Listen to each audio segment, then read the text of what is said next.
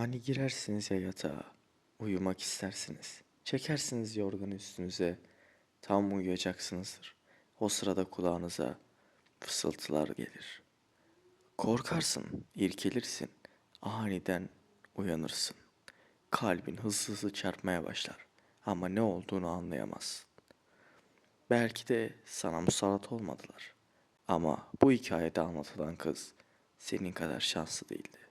Sen kanala abone olup videoya like atarken biz de videomuza geçelim. İyi seyirler.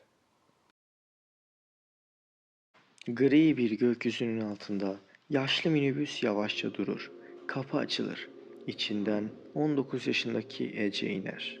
Elinde bir sırt çantası, gözlerinde tedirgin ama meraklı bir bakış vardır. Köy sessizdir.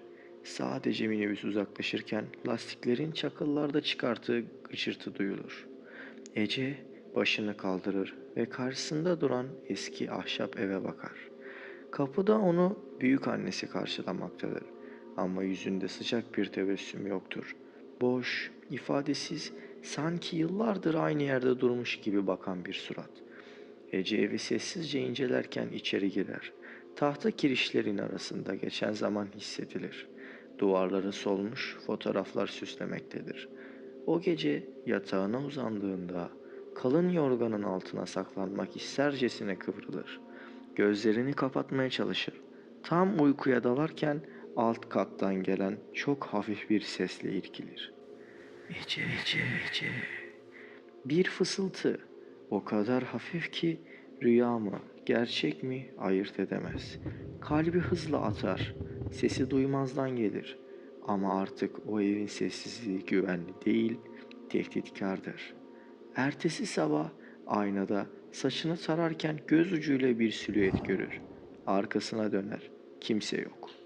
Ama tekrar aynaya baktığında tozun üzerine parmakla yazılmış bir kelime fark eder. Geri dönme. Büyük annesi her zamanki gibi sessizdir. Ama artık geceleri evin içinde yürümektedir. Uyur gezer gibidir. Gözleri açık ama sanki başka bir aleme bakmaktadır. Ece onunla konuşmaya çalışır ama aldığı tek cevap hep aynıdır. O mahzenden uzak dur. Bu uyarıya rağmen merakı ağır basar. Ece mutfakta yerde gizlenmiş kilitli bir kapı fark eder. Eski bir dolabın arkasına gizlenmiş gibidir.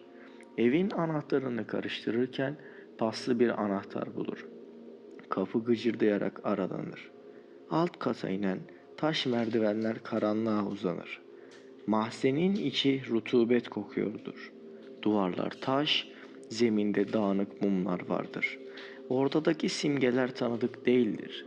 Ama belli ki bir şeyin parçasıdır. Ve yerde eski bir defter, yanında kurumuş kan lekeleri. Ece defteri açar. İçindekiler büyük annesinin annesine aittir. Titreyen ellerle okumaya başlar. Her nesilde biri seçilir. Ruhlar sadece onunla konuşur. Fısıltılar uyanırsa bedenlerini isterler. O gece kabuslar geri döner. Rüyasında yine aynı mahzendedir. Ama bu kez duvardan karanlık eller uzanır. Fısıltılar her yandan yükselir. Ece, bizim olacaksın. Çığlık atarak uyanır. Bileğinde morumsu bir iz vardır. Kabus değildir. Köylüler artık onunla göz göze gelmekten kaçınır. Marketten dönerken yaşlı bir kadın eline gizlice katlanmış bir kağıt tutuşturur. Ece notu açar. Gitmeden önce onun yüzünü görme. Yoksa kalırsın. Gece yarısı büyük annesi ortada yoktur. Mahzenden yine sesler gelir. Ece elinde mumla aşağı iner. Ortada büyük annesi duruyordur. Ama artık yüzü ona ait değildir. Gözleri yoktur. Ağız çizgisi dikilmiştir. Derisi şekilsiz, ruhsuzdur. Ve fısıltılar başlar. Bu kez tüm evi doldurur. O artık bizim. Ece korkuyla yukarı kaçar. Kapılar kilitlidir. Bir tek seçenek kalmıştır. Pencereyi kırar ve kendini dışarı atar.